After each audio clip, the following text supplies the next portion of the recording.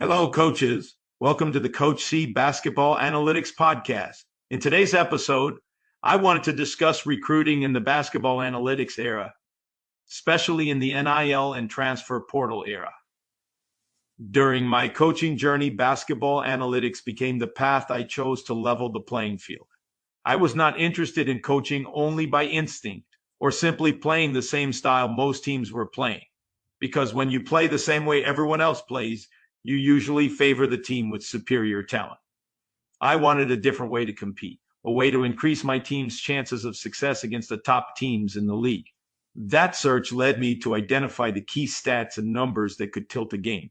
And once I understood the numbers that were important to the way I wanted to play, I also had to identify the players who could help us achieve them. Those key numbers became the foundation of my basketball analytics philosophy. It was not analytics for the sake of analytics. It was a way to create a competitive advantage. Once I identified the numbers that could tilt the game, I developed a game monitor control form. Its purpose was to track those numbers during the game and help me adjust our strategies according to our data-driven game plan goals. As my philosophy continued to evolve, that same thinking began to influence the way I recruited players. As I began applying that same thinking to recruiting, one thing became very clear to me. It was not enough to identify talent. I also had to determine whether a player's characteristics fit the way I wanted the team to play. Have you ever watched a coach become frustrated with a player? The player turns the ball over, looks uncomfortable in the offense, never gets the ball where he is most effective, struggles to execute the game plan. The problem may not be effort. It may not be talent. The system may simply be asking the player to perform outside his characteristics. And that happens at every level of basketball. That reinforced my belief that recruiting begins long before a player steps onto the court. At the end of each season, I reviewed what the numbers had shown us. That evaluation helped me identify where we needed to improve, which areas of the game had to become stronger, and what types of players could help us get there. That is when recruiting became directly connected to my basketball analytics philosophy. Traditionally, recruiting has focused on talent. Can he score? How athletic is he? How many points does he average? Those questions matter. But I learned that signing only top scorers was not enough. Based on what the season had shown me, I needed players who could excel in one or more areas that were essential to the way we wanted to play. Players who were hungry to win and achieve. Players who were coachable. Players whose records showed they could play within a team. Players coming from programs whose style of play prepared them to share the ball, accept a role, and contribute within a deep rotation. Knowing what I needed before beginning the recruiting process improved my communication with prospective players.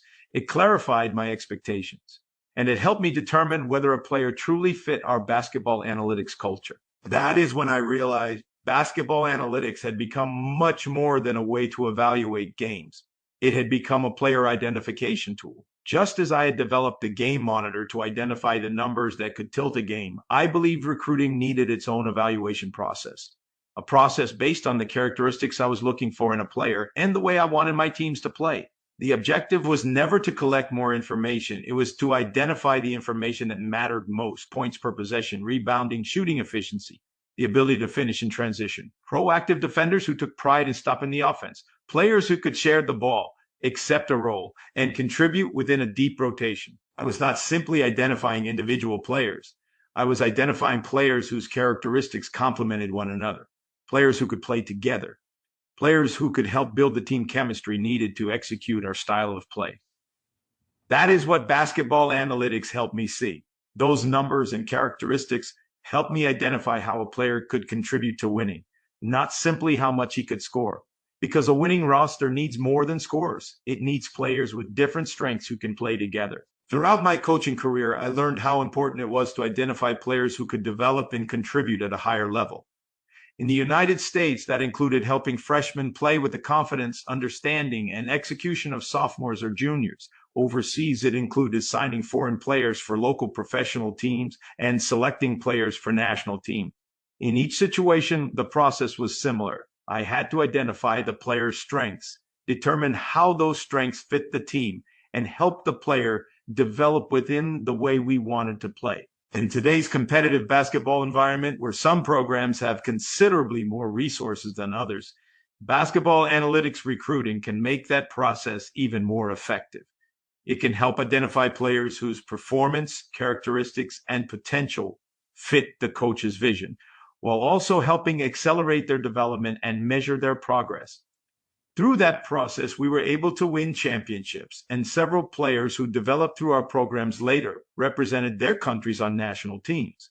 Those experiences reinforce what I had learned. Recruiting is not simply about signing the top players or the leading scorers. It is about identifying the right players for the way you want your team to play. That approach became even more meaningful when I looked at what happens in the NCAA tournament and the NBA playoffs.